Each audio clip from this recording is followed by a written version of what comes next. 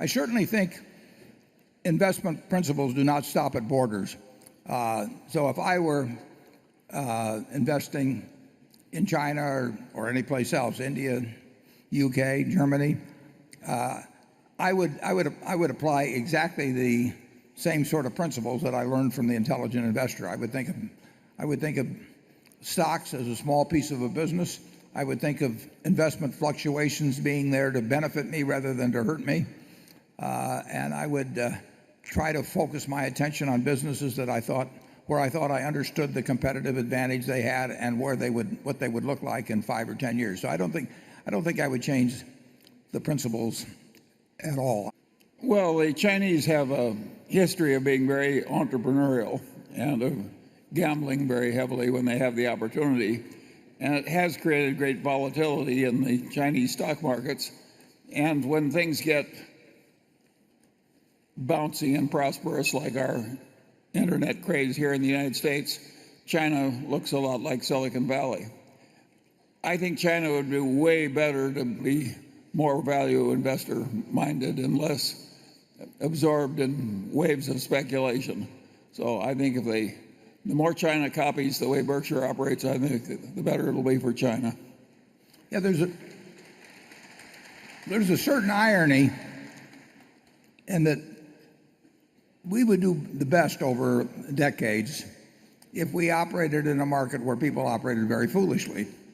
And the more people respond to short-term events and exaggerated things or anything that causes people to get wildly enthusiastic or wildly depressed actually is what allows people to make lots of money in securities. And on the other hand, it's not the greatest thing for a society. And Charlie and I have benefited enormously by the fact that over a 50-year period, there have been a few periods, probably the most extraordinary being 1973 and 74, where you could buy stocks unbelievably cheap, cheaper than happened in 2008 and 2009.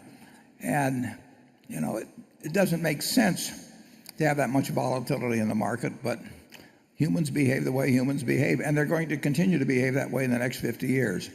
I mean, if you're a young investor and you can sort of stand back and value stocks as businesses and invest when things are very cheap, no matter what anybody is saying on television or what you're reading, and perhaps, if you wish, sell when people get terribly enthused, it is really not a very tough intellectual game. It's an easy game if you can control your emotions.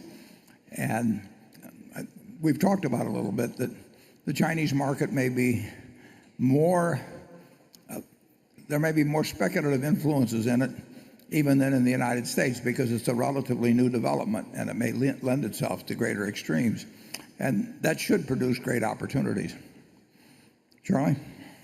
Yeah, but there are great opportunities for excess and nasty contractions after unnatural booms and so on.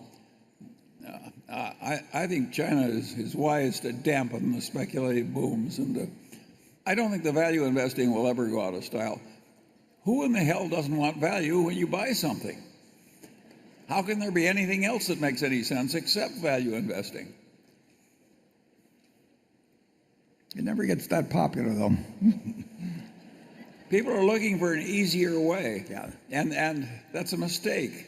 It looks easier, but in fact it's harder.